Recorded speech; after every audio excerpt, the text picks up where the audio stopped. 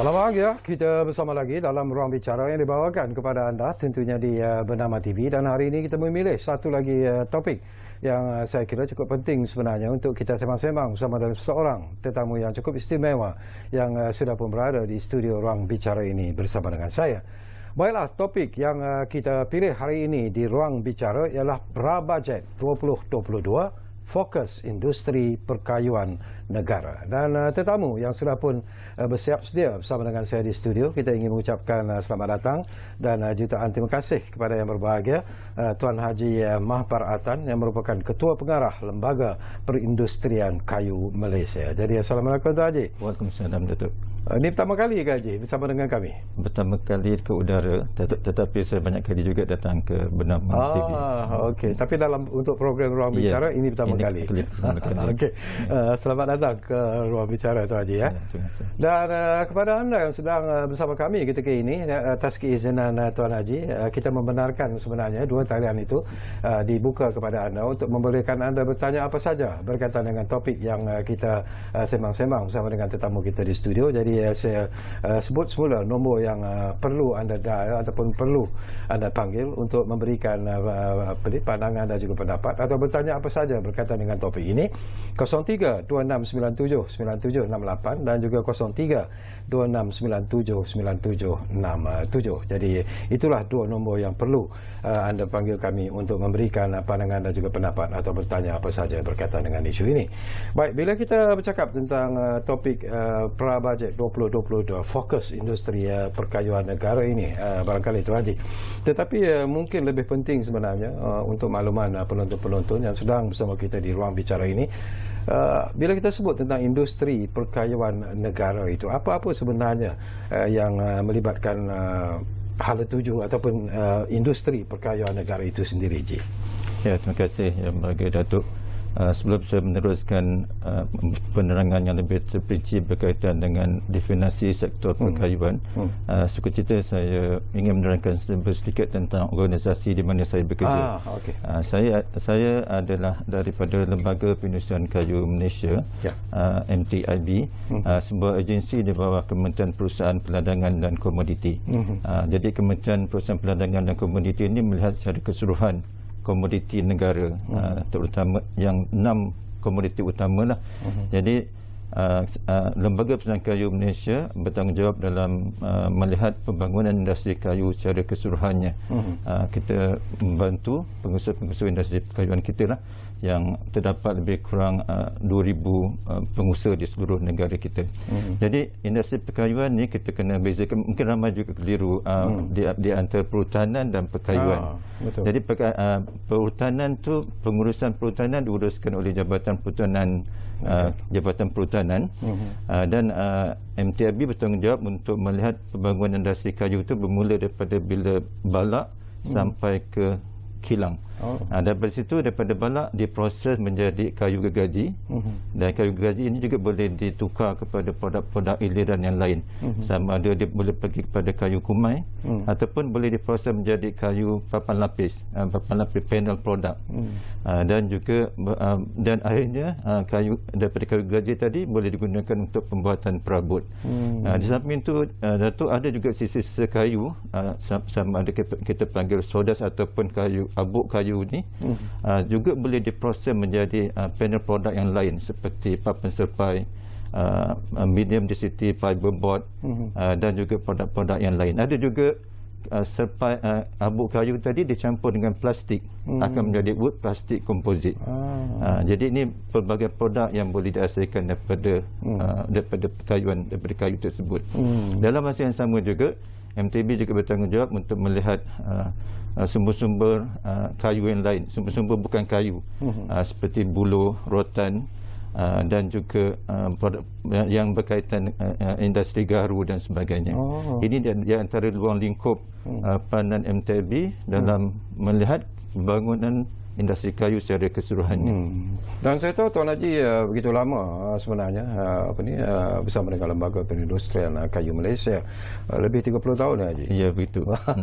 Jadi bagaimana Haji melihat perkembangan bila kita cakap tentang industri kayu Malaysia itu, apakah industri perkayuan negara, apakah Tuan Haji melihat bahawa ada perkembangan yang cukup positif dan perkembangan yang membanggakan sebenarnya Tuan Haji? Saya mula berkhidmat di Lembaga Perindustrian Kayu Malaysia pada tahun 1988, maknanya lebih kurang 33 tahun yang lepas. Jadi pada masa itu ramai juga yang bercakap bahawa industri kayu ni sunset industry. Tapi sehingga kini kita dapat lihat prospek industri perkayuan itu semakin menyelah daripada masa ke semasa lah. Jadi kalau kita lihat tentang industri perkayuan ni, kalau kita ambil contoh ekspor kayu dan produk kayu pada tahun 2020, kita mengekspor lebih kurang 22.02 bilion. Walaupun dia turun sedikit berbanding dengan tahun 2019, tapi masih lagi dapat bertahan dalam lingkungan 20 bilion. Jadi kalau dalam tahun 2021 ni dari tempoh Januari hingga Ogos, kita telah meningkat sebanyak 4% berbanding tempoh yang sama pada tahun lepas. Jadi ini menunjukkan prospek yang baik untuk industri perkayuan. Dan kita menjangkakan pada penghujung tahun ini, pada tahun 2021 ini, ekspor kayu dan produk kayu boleh mencapai sebanyak 23 bilion. Jadi Datuk, industri kayu ni berorientasikan ekspor. Kalau kita cakap ekspor tadi lebih kurang 22.02 bilion, tapi kalau saiz industri perkayuan di pasaran tempatan dianggarkan lebih kurang 17 bilion. Jadi merupakan satu industri yang besar lah. Jadi kalau ekspor tadi, kebanyakan kita ekspor dengan negara utama yang mengimport produk daripada kayu kita adalah negara seperti US, Jepun dan juga Singapura, dan kita juga banyak mengimport kayu daripada negara kita. Jadi kedudukan Malaysia sebagai pengekspor kayu dan produk kayu ni, kalau global rankingnya juga tidak kurangnya. Contohnya perabot kayu, kita berada pada kedudukan yang ke-6 sebagai pengekspor utama kayu, perabot kayu lah. Dan kalau kita ambil contoh papan lapis contohnya, kita berada pada tangga yang ke-5. Dan kalau nak cakap pasal kayu tropika saja, kita berada pada tangga yang ke-2. Jadi ini menunjukkan industri kayu ni satu industri yang boleh memberi sumbangan ekonomi yang besar pada negara kita. Dan juga untuk negara di pasaran tempatan, industri kayu ini menyumbangkan lebih kurang 165,000 peluang pekerjaan. Jadi walaupun industri kayu ini mungkin tak sophisticated dengan industri yang lain, tapi sekurang-kurangnya dapat menyediakan peluang pekerjaan yang ramai juga pada penduduk di negara kita. Kalau kita lihat in terms of dari aspek saingan sebenarnya, kalau kita bercakap tentang negara-negara di ASEAN misalnya, negara manakah yang mendahului kita sebenarnya dalam bila kita bercakap tentang industri perkayuan ini? Nah, kalau kita cakap pasal, mungkin saya zoom kepada industri perabot, kita punya pesaing utama adalah negara-negara seperti China dan juga Vietnam. Jadi dua negara ini merupakan penyumbang utama pengeksportan perabot di seluruh dunia lah. Tapi kita boleh ambil contoh Vietnam lah. Mungkin Vietnam tu dia bermula dalam industri perabot ni ataupun industri kayu lewat daripada kita. Tapi dia telah mendahului kita lah dalam banyak hal. Jadi menyebabkan dia berada di negara yang kedua dan sebagai pengeksport perabot dunia lah. Jadi kita masih berada pada ranking yang ke-6. Tapi sebab itulah kita kena melihat apakah faktor-faktor yang menyebabkan negara seperti Vietnam itu maju ke depan. Mungkin disebabkan oleh tenaga kerja yang murah di situ, dan juga mereka mengimport juga banyak kayu daripada negara-negara yang lain. Okey, kita pergi kepada topik yang nak kita bincangkan tentang pra-bajet 2022, fokus industri perkayuan negara, status semasa dan juga hala tuju industri perkayuan negara ini, Tuan Haji. Mungkin kita boleh kongsi bersama. Ya, kita untuk bajet 2022, kita memohon sebanyak lebih kurang 100 juta lah daripada kerajaan. Itu melibatkan projek-projek pembangunan dan juga projek operasi, bajet mengurus. Tapi dalam masa yang sama, kalau keseluruhan rancangan Malaysia ke-12, kita telah memohon lebih kurang 580 juta. 500 juta ni khas digunakan diperuntukkan untuk pembangunan ladang hutan. Di mana kita menyediakan soft loan, pinjaman mudah kepada pengusaha-pengusaha yang ingin menanam pokok-pokok peladangan hutan yang cepat membesar. Dalam masa 15 tahun pokok-pokok tersebut boleh dituai untuk menghasilkan kayu yang menjadi sumber utama dalam industri kayu lah di negara kita, khususnya dalam pembuatan perabot. Jadi salah satu spesies yang utama yang paling banyak ditanam oleh pemohon-pemohon ni adalah kayu getah. Dan 80% daripada pembuatan perabot daripada negara kita adalah menggunakan kayu getah. Ya. Walaupun kita galak juga menggunakan kayu-kayu daripada spesies yang lain. Cuma kayu getah ni merupakan single spesies yang banyaklah terdapat di negara kita. Dia actually by product lah, hasil daripada getah. Pada dulu kita tanam untuk menghasilkan latex, susu getah, kan. Tapi bila ada teknologi, kita menggunakan kayu getah tu sebagai bahan mentah untuk industri kayu. Tapi dia masih lagi mengeluarkan latex seperti apa yang berlaku sekarang. Kalau dalam peladangan estate yang biasa, mungkin kita tebang getah tu dalam umur lebih kurang 25 tahun ke atas. Tapi dalam peladangan hutan yang kita tanam pokok getah ni, kita bagi tempoh mungkin antara 15 tahun. Selepas 15 tahun mereka perlu tebang untuk mendapatkan hasil kayu tersebut sebagai bahan utama dalam pembuatan perabot untuk negara kita lah. Menarik juga. Setakat ni sambutan ada respon yang menarik. Sambutan yang amat menggalakkan. Kita ada peruntukan lebih kurang 10 tahun yang lepas, 5 tahun yang lepas, menyediakan 1.08 bilion dan hampir habislah peruntukan tersebut. Jadi Datuk, untuk bahan mentah ni, selain daripada kita melihat kayu getah sebagai sumber bahan mentah, kita juga melihat sumber-sumber yang lain. Dalam tahun 70 dulu kita memang kayu getah ni tidak digunakan secara meluas sebagai sumber bahan mentah, tetapi melalui R&D yang dijalankan oleh FRIM dan sebagainya, menjadikan kayu ini boleh digunakan sebagai bahan mentah untuk pembuatan perabot. Jadi kita juga menggunakan kaedah yang sama pada masa sekarang untuk menggunakan batang kelapa sawit pula sebagai mungkin jadi bahan mentah yang boleh digunakan dalam pembuatan perabot pada satu masa nanti. Walaupun masih banyak lagi R&D yang perlu dijalankan, tapi MTB optimis mungkin pada satu masa kita akan temui teknologi yang efisien dalam penggunaan batang kelapa sawit sebagai bahan mentah untuk pembuatan perabot pada satu masa nanti. Dari aspek kualiti dan ketahanan, apakah bahan mentah kayu getah itu sendiri telah pun membuktikan bahawa ianya memang sesuai untuk dijadikan sebagai bahan perabot sebenarnya? Ya, setakat ini dari segi kekuatannya dan juga warnanya, kayu getah ni agak kekuningan sedikit, putih sedikit. Jadi dia mudah untuk digunakan bahan kemasyafan untuk kita salut dia dengan bahan kemasyafan. Pelbagai bahan kemasyafan boleh digunakan untuk ke atas kayu getah ini. Jadi respon untuk seluruh dunia adalah amat menggalakkan untuk perabot daripada kayu getah ini.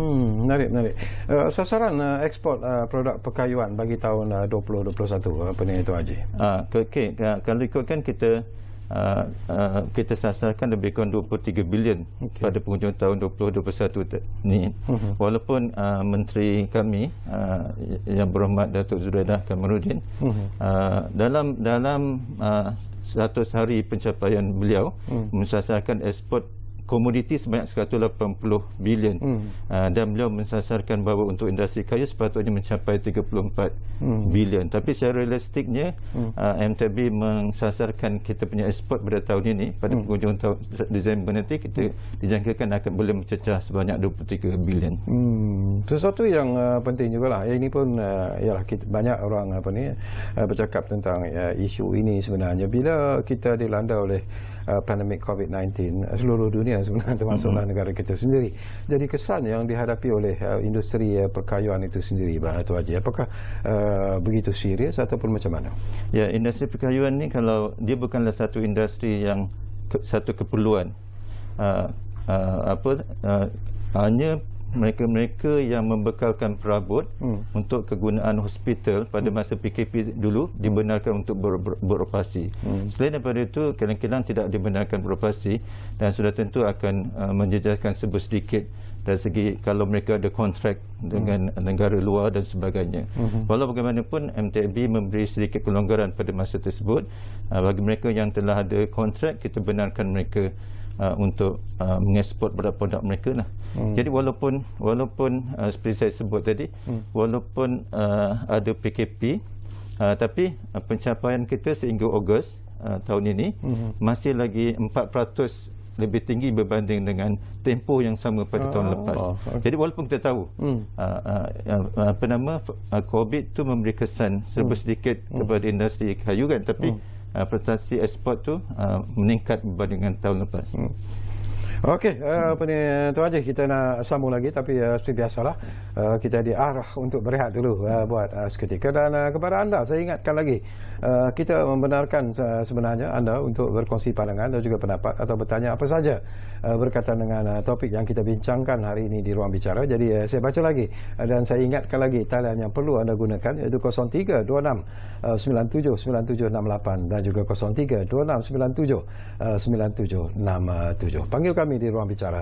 Mungkin anda juga ada sesuatu yang ingin anda kongsikan bersama dengan tetamu saya, iaitu yang berbahagia Tuan Haji Mahaparatan, Ketua Pengarah Lembaga Perindustrian Kayu Malaysia. Kita rehat dulu.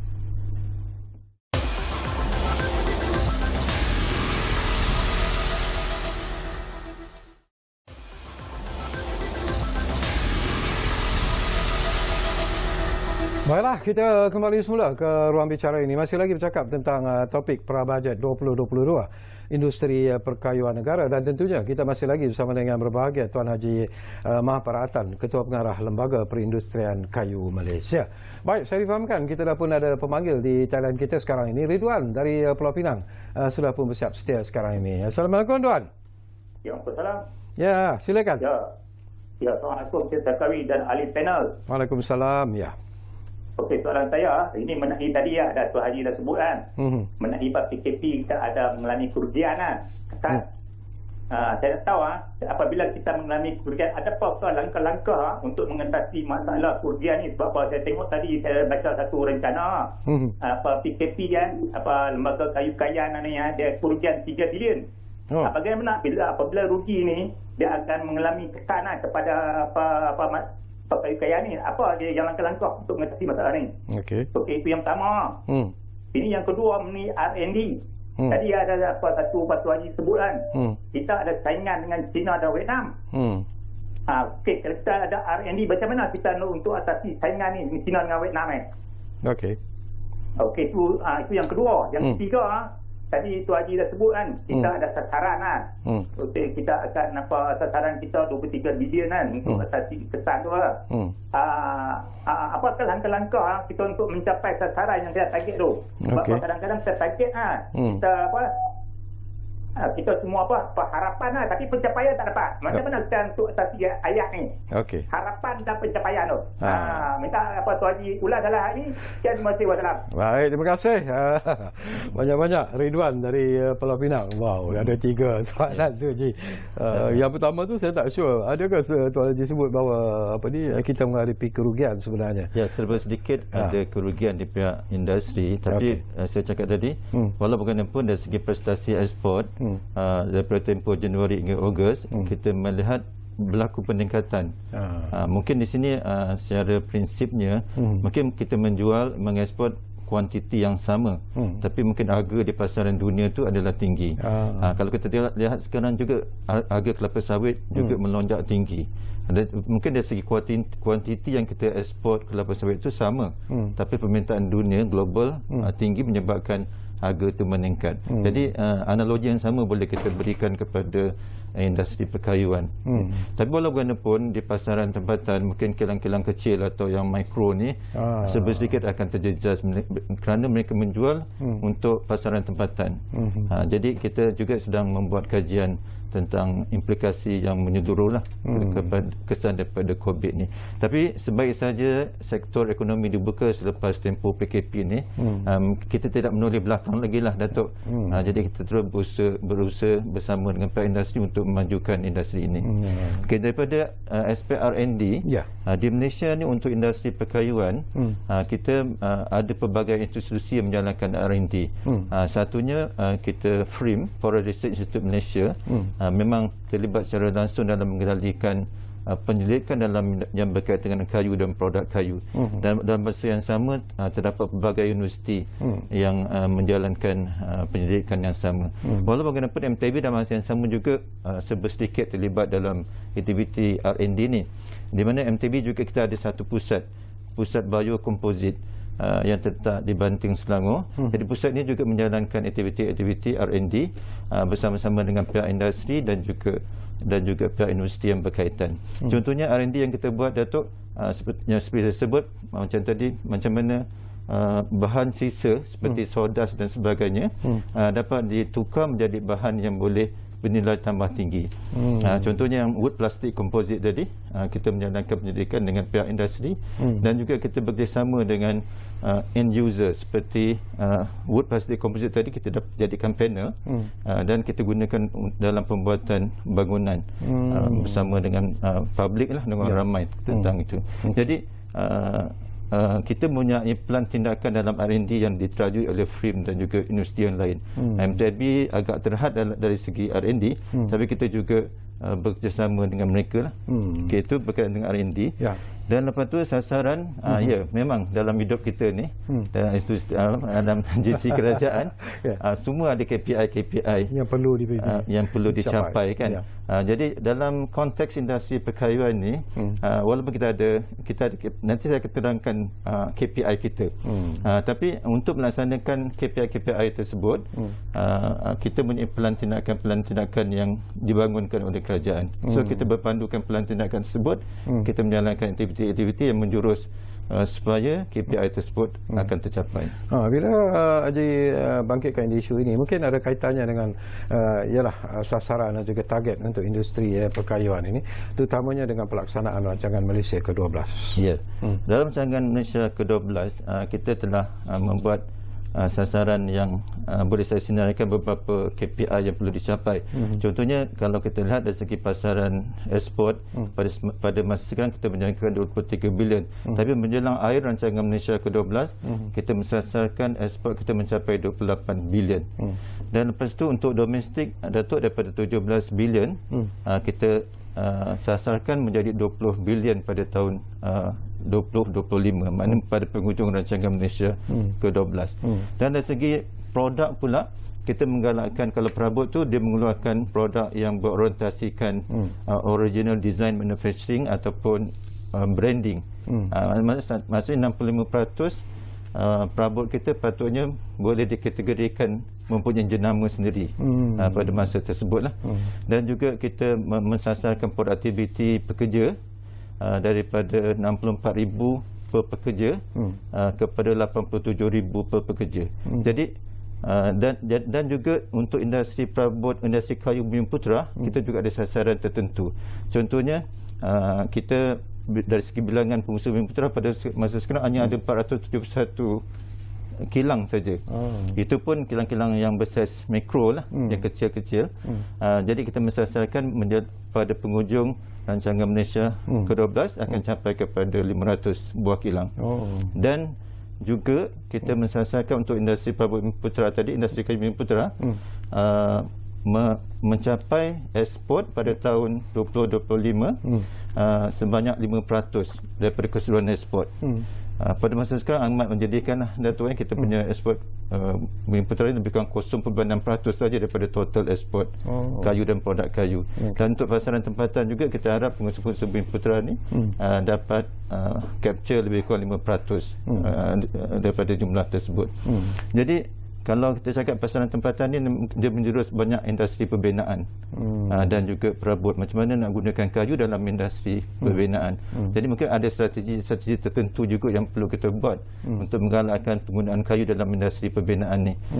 Mungkin kita perlukan satu polisi daripada kerajaan contohnya, mewajibkan semua bangunan-bangunan kerajaan mungkin ada sekurang-kurangnya 10 atau 15% komponen kayu. Mungkin kita boleh buat peraturan yang macam itu untuk menggalakkan. Sesuatu yang penting jugalah bila kita bercakap tentang pemain yang terlibat dalam industri perkayuan ini, dan memanglah apa yang disebut oleh pemanggil kita tadi, kita juga tidak dapat lari daripada impak ataupun kesan pandemik COVID-19, dan industri ini juga sebenarnya terkesan. Apa yang dilakukan oleh MTIB sendiri untuk membantu pemain-pemain industri perkayuan ini dari segi bantuan dan sebagainya? Apa yang MTIB lakukan tu? Okey, kita ada beberapa bantuan yang kita beri kepada pihak industri lah. Kalau contohnya kalau kita nak capai 28 bilion ekspor tu, kita menjalankan banyak aktiviti promosi, sama ada untuk pasaran tempatan dan juga luar negara. Jadi mungkin juga suka saya ceritakan jugalah dalam Kementerian Perusahaan Perdagangan dan Komoditi ni, kita di bawahnya untuk industri kayu lah, kita ada MTIB sebagai sebuah agensi, dan lepas tu kita ada juga Malaysian Timber Council yang bertanggungjawab untuk membuat promosi produk-produk perkayuan ke luar negara. Jadi MTC memang secara aktif membuat promosi lah untuk produk-produk kayu ni. Dan lepas tu kalau kita akan membuat tindakan-tindakan Datuk berdasarkan kepada KPI yang kita telah gariskan tadi. Jadi contohnya kalau nak dapatkan 65% ekspor kita dalam kategori yang perabot yang ada jenama, so kita menjalankan aktiviti macam mana menggalakkan mereka menghasilkan new design, mana design mereka sendiri. Sehubungan dengan ini, kita punya MTIB sendiri juga telah mempunyai satu pusat yang kita panggil Tanggam Design Center, yang pusat ini menjalankan aktiviti untuk menggalakkan mereka muda untuk menghasilkan reka bentuk yang dapat digunakan oleh pihak industri perkayuan di negara kita. Jadi ini di antara beberapa usaha lah yang kita buat bagi supaya KPI ini boleh dilaksanakan. Sesuatu yang saya perlu dapat penerangan daripada Tuan Haji juga, tiba-tiba terlintas di fikiran saya lah bila Tuan Haji sebut tentang peranan yang dimainkan oleh MTIB, begitu juga dengan MTC. Ramai juga yang ingin tahu sebenarnya penglibatan FRIM dalam industri ini apa sebenarnya, Tuan Haji? Apa yang dilakukan oleh FRIM sebenarnya? Pada asalnya dulu FRIM ni MTIB, FRIM, Jabatan Perhutanan, sebuah tiga agensi yang bernaung di bawah satu kementerian. Tapi sekarang FRIM dan juga Jabatan Perhutanan di kementerian yang lain. Mungkin saya ceritakan, Jabatan Perhutanan itu menguruskan hutan supaya dapat diuruskan secara secara sustainable lah, berkekalan. Dan FRIM tu menjalankan aktiviti penyelidikan, sama ada penyelidikan upstream yang huluan dan juga downstream yang hiliran ni, termasuklah penghasilan produk-produk daripada kayu yang bermutu tinggi. Bila kita sebut tentang menghasilkan produk-produk yang bernilai tinggi itu, ada yang memberi pandangan dan juga pendapat mengatakan bahawa FRIM juga sebenarnya bertanggungjawab untuk memberi kelulusan kepada kayu-kayu yang digunakan untuk membuat perabot dan sebagainya. Jadi memang itu antara tugas dan tanggungjawab FRIM. Okey, mungkin FRIM kalau yang ada kaitan dengan MTIB berkaitan Product Certification Scheme, PCS, persejilan produk kayu perabot yang dibekalkan oleh panel dengan Kementerian Kewangan. Jadi FRIM dia mempunyai kemudahan pengujian perabot. Jadi produk-produk yang dikeluarkan oleh yang berdaftar dengan Kementerian Kewangan mestilah memenuhi standard tertentu yang dibangunkan oleh FRIM. Jadi itu dipanggil PCS lah, Product Certification Scheme yang dibangunkan oleh FRIM. Kalau macam MTIB, kita juga ada satu unit dipanggil unit persejilan kayu. Dia lebih kurang sama dengan FRIM tadi, tapi kita pada masa sekarang kita memfokuskan pada aktiviti pengelolaan papan lapis dan juga macam mana pada masa tahun depan kita akan menguatkuasakan satu peraturan teknikal bagi memastikan bahawa panel produk yang dikeluarkan tu menggunakan glue ataupun perekat yang tidak memberi bahaya kepada kehidupan manusia. Jadi kita kontrol plywood atau papan lapis yang kita import daripada luar negara mesti mengikut standard itu. Begitu juga dengan pengeluaran papan lapis daripada negara kita juga mesti memenuhi standard yang sama. Dan ini memang peraturan ini diwajibkan kepada semua yang terlibat dalam kita industri. Cuba belum dikuatkuasakan. Kita sedang menyediakan peraturan berkenaan untuk kelulusan kementerian dan juga pejabat peguam negara.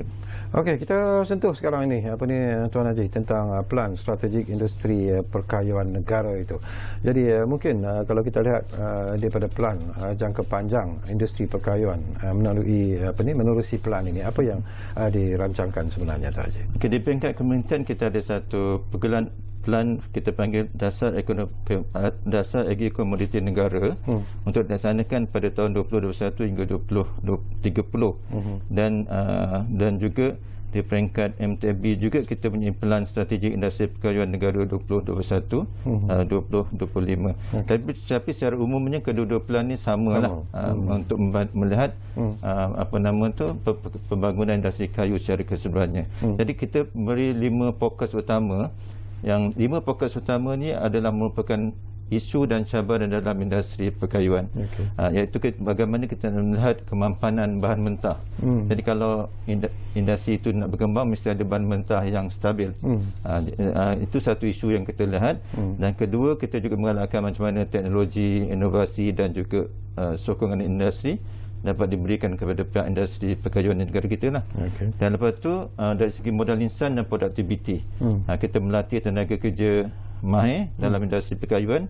Dan macam saya sebut tadi dah salah satu matlamat rancangan Malaysia ke-12, macam mana kita nak lonjakkan produktiviti dalam industri perkayuan ni daripada RM64,000 RM per pekerja kepada RM87,000 per pekerja.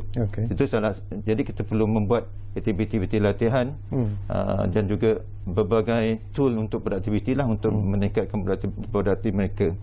Lepas tu juga kita melaksanakan pembangunan pemasaran sama ada dalam dan juga luar negara, dan akhirnya peningkatan penglibatan bumi putra tadilah. Jadi ini 5 strategi teras yang ada dalam plan-plan tindakan yang dibangunkan sama ada di peringkat kementerian dan juga di MTB. Bila Tuan Haji sebut tentang modal insan, apakah negara kita juga terutamanya dalam industri perkayuan ini menghadapi masalah tak Tuan Haji daripada mendapatkan pekerja-pekerja mahir? Walaupun kita faham seperti apa yang Tuan Haji sebut bahawa aktiviti latihan juga sebenarnya dilaksanakan oleh MTB, tapi apakah kita menghadapi masalah untuk mendapatkan pekerja-pekerja yang betul-betul mahir dalam industri perkayuan ini? Betul, kita ada 2 isu dekat sini. Satu, kekurangan tenaga kerja, dan satu lagi kekurangan kemahiran di kalangan tenaga kerja. Jadi kalau kita lihat di tenaga kerja dalam industri perkayuan di negara kita sekarang ada 165,000. 55% adalah daripada pekerja asing, dan juga 45% lah daripada pekerja tempatan dan lokal. Tapi pihak industri memohon dari masa ke semasa untuk menambah tenaga kerja asing tadilah. Jadi industri perkayuan ni bukan satu industri yang homogeneous. Maksudnya dia daripada kayu kena proses, perlukan juga tenaga manusia. Berbeza dengan industri perbuatan perabot di luar negara, mungkin bahan mentahnya adalah panel produk seperti papan lapis ataupun particle board ataupun MDF. Jadi dia boleh guna automasi secara keseluruhannya. Jadi macam kita kalau nak buat profil tu, so kita kena juga tenaga kerja manusia lah terlibat kat situ. Tapi walaupun MTB ataupun kerajaan sentiasa menggalakkan aplikasi industri 4.0 tu dalam industri perabot dan industri kayu. ataupun otomasi dan mekanisasi. Walaupun penglibatan mereka dalam menerima industri 4.0 tu agak perlahan, tapi kita akan teruskan usaha-usaha untuk menggalakkan mereka untuk menggunakan teknologi ini. Mungkin pada masa akan datang untuk menjadi negara maju, amat sukarlah kalau kita bergantung sepenuhnya kepada tenaga manusia ataupun pekerja daripada negara lain kan. Jadi untuk ke arah itu kita perlu menggalakkan mereka lah menggunakan teknologi-teknologi yang terkini dalam industri kayu. Ini satu perjuangan yang perlu dilakukan untuk meyakinkan mereka dalam melabur. Of course sudah tentu kalau nak menggunakan teknologi itu ada elemen pelaburan. Mereka perlu membeli mesin-mesin yang up to date dan sebagainya lah. Jadi kita seiring, walaupun kita dalam masa yang sama kerajaan juga memberi layanan untuk dapatkan pekerja asing dalam masa yang sama untuk jangka masa panjang. Tak nak kita mesti menggalakkan mereka pergi kepada otomasi dan mekanisasi. Itu saja penyelesaian yang boleh kita lakukan. Kalau tak, sampai bila-bila kita akan bergantung pada tenaga kerja luar negara. Satu lagi yang saya nak dapatkan pandangan ikhlas kepada Tuan Haji lah. Kalau kita selalunya orang suka melakukan perbandingan, Tuan Haji, mereka mengatakan okey, kita ambil contohnya sebagai industri perabot sebagai satu contoh yang baik lah. Apakah rakyat Malaysia sendiri secara keseluruhannya lebih menggemari bahan ataupun produk-produk yang diimport jika dibandingkan dengan produk yang dihasilkan dari dalam negara kita sendiri? Pandangan Tuan Haji dalam isu ini. Cuma Datuk, industri perkayuan ni ataupun perabot contohnya contoh memang berorientasikan ekspor. Kebanyakan produk yang mereka hasilkan adalah untuk diekspor. Hanya sebahagian sajalah yang digunakan di pasaran tempatan. Sebab itulah yang kata saya tadi, jenama itu penting. Jadi oleh kerana perabot dua negara ni ada nama, menyebabkan mereka orang-orang tertentu akan memilih perabot yang ada brand, yang ada branding lah, ada jenama tadi. Jadi walaupun bagaimanapun kita melalui pameran-pameran tempatan kita anjurkan daripada masa ke semasa. Pada masa sekarang memang kita tak boleh buat secara fizikal, kita buat secara online, tapi tujuannya untuk mendedahkan kepada orang ramai tentang kita juga mempunyai perabot yang berkualiti yang boleh digunakan oleh penduduk di negara kita sendiri lah. Bila Haji sebut tentang jenama, yalah, kadang-kadang kita ni brand conscious sebenarnya. Haji, pandangan daripada Haji sendiri, bagaimana nak meyakinkan rakyat Malaysia bahawa perabot yang dikeluarkan di dalam negara kita juga sebenarnya mempunyai kualiti, kalaupun tidak at par tetapi mungkin lebih baik daripada perabot-perabot yang dibawa masuk daripada luar negara. Bagaimana nak meyakinkan rakyat Malaysia tentang perkara ini? Itulah kita perlu, bagi saya lah, kita perlu terangkan pada mereka kalau perabot yang kita hasilkan itu tak berkualiti, masakan rakyat negara luar menerima perabot kita tu. Perabot ni ataupun produk kayu kita ekspor kepada 160 buah negara di seluruh dunia. Jadi kalau kita kata tadi perabot contohnya, negara utama yang membeli perabot kita adalah US. 48% daripada jumlah perabot yang kita ekspor tu adalah pergi kepada US. Jadi sudah tentu perabot tersebut mempunyai kualiti tertentu yang boleh diterima oleh negara berkenaan. Dan juga memang Datuk, kita juga membangunkan standard standard yang yang boleh diguna pakai sebagai garis panduan dalam pengeluaran produk-produk perkayuan di negara kita. Setakat ini ada lebih kurang 93 standard yang berkaitan dengan kayu dan produk kayu yang MTFB akan monitor tentang penggunaan standard berkenaan. Jadi kami bekerjasama dengan Jabatan Pembangunan Standard dalam mengeluarkan standard-standard yang diperlukan oleh Pak Industri Perkayuan dan juga bagi meningkatkan reputasi negara kita sebagai pengeluar produk yang berkualiti. Selain daripada perabot, apa lagi barangan-barangan berasaskan kayu yang mendapat sambutan di luar negara? Ya, selain yang saya mula-mula tadi sebut, selain perabot yang utama, lepas tu adalah papan lapis. Papan lapis juga mempunyai respon yang baguslah untuk ekspor ke luar negara. Dan lepas tu kita produk-produk tanggam seperti lantai, juga kan flooring kan juga merupakan produk yang mendapat respon yang tinggi di luar negara. Sesuatu yang menarik, saya pun nak tahu jugalah penerangan daripada Tuan Haji lah tentang perkembangan terkini. Dah pun mula bercakap tentang menjadikan buluh sebagai salah satu tanaman komoditi utama negara. Jadi ada kemajuan tak Tuan Haji dalam isu ini? Ya, jadi buluh ni mengapa kita mempromosikan peladangan buluh ataupun penanaman buluh? Kerana saiz pasaran buluh global adalah amat tinggi, Datuk. Sekarang ni kita anggarkan lebih kurang 68.8 bilion US tentang pasaran buluh global. Tapi maknanya kita ni masih baru lagi lah dalam industri buluh, dan kita tidak ada satu contoh industri yang betul-betul maju dalam penggunaan buluh ni. Buluh boleh digunakan dalam pelbagai bentuk, sama ada boleh digunakan dalam industri perbenan, buat rumah dan sebagainya. Boleh juga diproses menjadi laminasi, papan buluh. Juga boleh diproses lagi kepada pengeluaran papan lapis, dan juga kraft dan sebagainya lah. Jadi even kalau di negara China, buluh diproses menjadi tekstil, membuat pakaian. Jadi semua perkara ini MTMB kita menjalankan kolaborasi dengan agensi ataupun universiti untuk menjalankan pendidikan tentang aplikasi buluh dalam pelbagai bentuk tadi. Tapi dalam konteks peladangan buluh ni di negara kita, MTB juga menyediakan bantuan pinjaman kepada mereka yang ingin menanam buluh. Di mana kita bagi pinjaman mudah lah, bukannya grant, pinjaman mudah di mana kita bagi 10,000 per hektar, walaupun tak cukup untuk keseluruhan kos untuk penanaman buluh, tapi sekurang-kurangnya dapat membantu 80% daripada kos peladangan buluh berkenaan. Dan juga kita ada satu program yang kita panggil community farming, di mana kita memberi bantuan dari segi benih dan juga baja kepada mereka-mereka yang ada tanah di bawah 10 ekar untuk menanam buluh ini. Jadi kita membuat aktiviti-aktiviti dua-dua, daripada upstream pun kita bantu peladangan, dalam masa yang sama juga kita memberi penekanan untuk aplikasi buluh tu dalam pembuatan perabot dan sebagainya. Okey, semakin banyak informasi yang kita dapat sebenarnya, tapi kita hampir-hampir di penghujung ruang bicara. Tapi sebelum itu kita akan berehat hanya buat seketika, dan anda jangan ke mana-mana. Kembali semula sebentar saja lagi bersama kami di ruang bicara yang kami bawakan kepada anda, mana lagi, tentunya Bernama TV. Kita jumpa lagi selepas ini.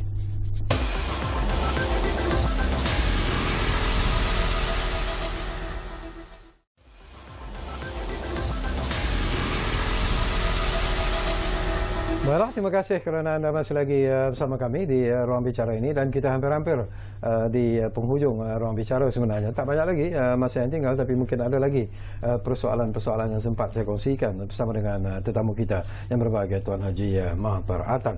Baik Ji, saya masih lagi tertarik hati dengan perkembangan untuk menjadikan buluh tu sebagai salah satu tanaman komoditi utama negara. Ada jenis-jenis pokok buluh juga ke, ataupun macam ialah kat kampung-kampung tu banyak juga pokok-pokok buluh dan sebagainya. Tetapi target MTIB sendiri sebenarnya, apakah ianya ada jenis-jenis pokok buluh yang digalakkan untuk ditanam sebenarnya? Ya, betul. Kalau di negara kita, Datuk, ni buluh banyak. Kita ada lebih kurang 73 spesies. Tapi di antara itu mungkin ada 15 yang boleh dikomersialkan. Jadi dalam program peladangan buluh kita memberi keutamaan spesies-spesies yang utama ini, yang seperti buluh biasa kita dengar lah kalau di kampung, Pulau Betung, Beti, Semantan dan sebagainya lah. Jadi buluh-buluh inilah yang kita cuba promosikan sebagai spesies untuk peladangan buluh. Jadi MTB juga pada masa sekarang kita ada satu projek kerjasama dengan satu institusi latihan di Terengganu, yang dikenali sebagai TTITC, di mana kita menyediakan peruntukan untuk membuat taman buluh. Taman buluh di mana kita menanam spesies-spesies utama. Di samping kita mengkaji dari segi tumbuh besaran buluh berkenaan, tapi dalam masa yang sama juga menjadi eko pelancongan untuk penduduk di kawasan berkenaan. Jadi kalau kita pergi negara seperti China, Korea, Jepun, taman bulu ni begitu signifikan kepada mereka. Betul. Mereka pergi bersiar di taman bulu. Tapi di Malaysia ni kita tidak ada lagi satu contoh. Yang bulu kuning tu park. spesies apa tu? Itu bulu yang digunakan untuk buat landscape. Untuk taman, tapi saya tak ingat nama saintifik bulu tersebut. Tapi yang kuning kan boleh digunakan sebagai spesies untuk landscape. Okey. Baiklah, kita tinggalkan dulu tentang isu buluh ni. Takut juga kita jadi anak buluh betul. Okey Ji, harapan MTIB sendirilah untuk bajet 2022 ini bagi untuk arah menyumbang ke arah pembangunan industri perkayaan negara Ji. Ya. Kita berharap kerajaan persekutuan melalui Kementerian Kewangan dapat mempertimbangkan permohonan daripada MTIB lah tentang bajet. Satu bajet untuk operasi mengurus dan satu lagi bajet untuk pembangunan industri kayu tadilah. Kita mensasarkan sebanyak 80 juta yang kita pohon kepada kerajaan untuk melaksanakan semua aktiviti-aktiviti yang kita gariskan dalam pelan-pelan tindakan yang saya sebut tadi. Itu untuk tahun 2022. Tapi kalau keseluruhan rancangan Malaysia ke-12, kita mensasarkan peruntukan sejumlah 580 juta. Tapi sebahagian besarnya 500 juta itu adalah untuk program peladangan hutan. Yang 80 juta tu adalah aktiviti-aktiviti yang lain. Pelbagai aktiviti lah. Okey, kita tahu bahawa ialah Datuk Tuan Haji dan rakan dalam kementerian dah pun dapat menteri yang baru sebenarnya sekarang ini. Dan tentunya lah menteri baru juga ada visi yang tersendiri, tetapi yang penting sekarang ini ialah untuk bagaimana MTIB sendiri boleh membantu sebenarnya untuk memastikan bahawa sasaran 100 hari sebagai yang berhormat menteri itu dari segi prestasi dan sebagainya dapat dicapai sebenarnya. Ya, terdapat beberapa KPI yang ditetapkan untuk yang berhormat menteri 100 hari ini. Kalau kita lihat dari segi ekspor komoditi, jadi kementerian mensasarkan kita ekspor komoditi adalah sebanyak 180 bilion. Tapi sudah tentu penyumbang utama adalah kelapa sawit dan juga getah. Dan untuk kayu kita mensasarkan lebih kurang 23 bilion menjelang tahun untuk 100 hari pencapaian yang berhormat menteri lah. Dan lepas tu ada juga yang berhormat menteri juga membuat usaha-usaha untuk menambah pekerja asing lah untuk industri kelapa sawit. Dan lepas tu mungkin kalau selesai isu tu yang berhormat menteri juga tidak keberatan untuk mempertimbangkan usaha untuk masuk pekerja asing untuk industri perkayuan, sama ada untuk peladangan hutan ataupun bekerja di sektor perkayuan dalam pembuatan perabot, kayu gergaji dan sebagainya. Setakat ini apakah Datuk dan rakan-rakan di MTIB selesa dengan yang berhormat menteri yang baru ni?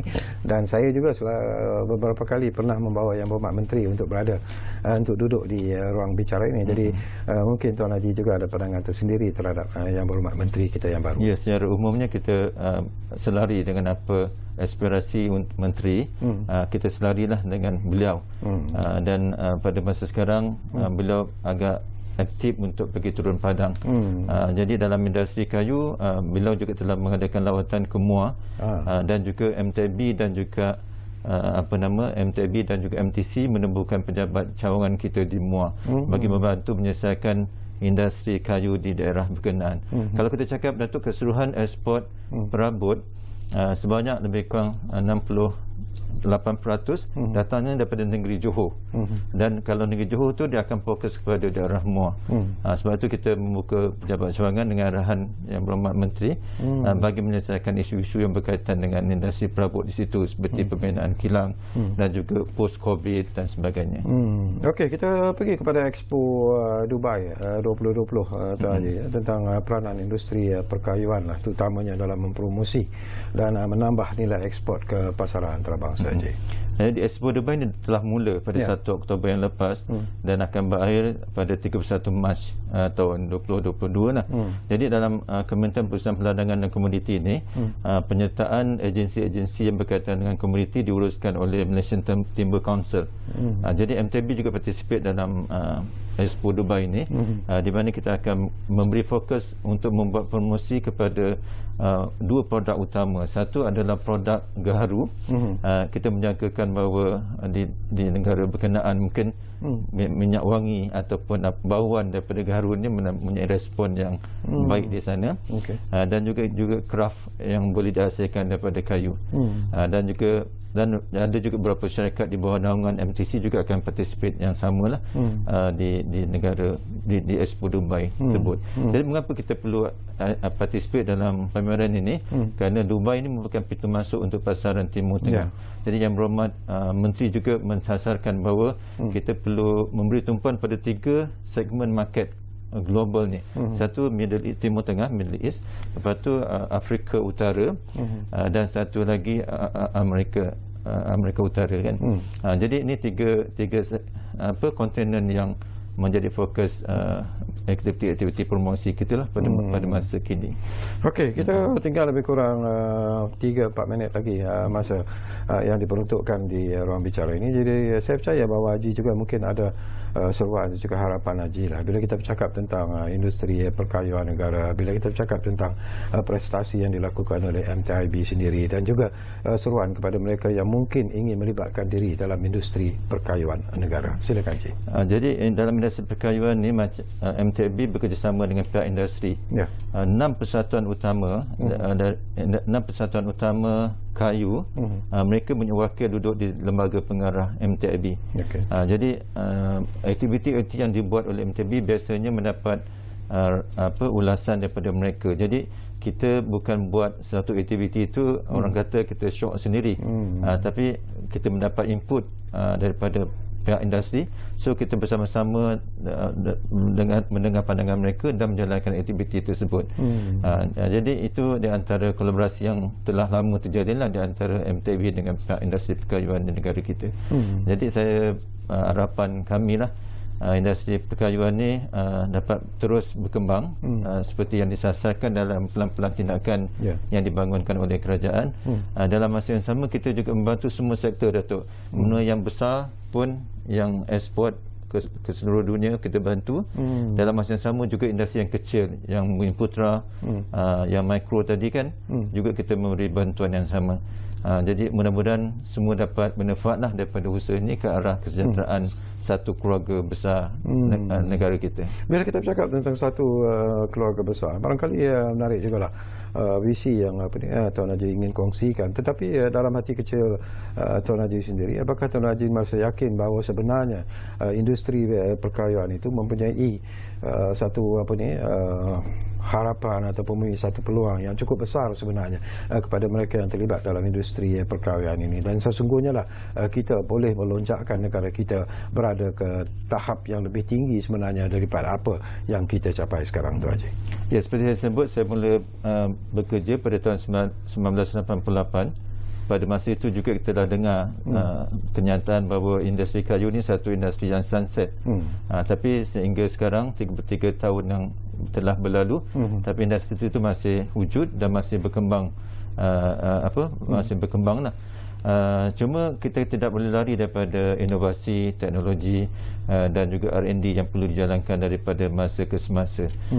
Jadi timber ni atau kayu ni ataupun perabot dia macam fashion juga, Datuk. Ya, betul. Dia akan sentiasa berkembang. Jadi kalau kita participate dalam pameran perabot antarabangsa, kita akan nampak trend design tu yang sentiasa berkembang daripada masa ke semasa. Jadi Malaysia agak ketinggalan ke belakang sebenarnya dari segi design ni. Jadi dalam negara kita ni kita banyak mengeluarkan interior design ataupun interior design lah, tapi tidak ada pereka yang khusus dalam pereka perabot. Sebab tu MTIB menjalankan pertandingan reka bentuk perabot contohnya, bagi mencukil bakat-bakat pereka muda ni untuk berkarya dalam menghasilkan reka bentuk yang dapat diterima di pasaran global. Jadi saya yakinlah industri ini mempunyai prospek yang masih cerah, untuk berkembang pada masa akan datang.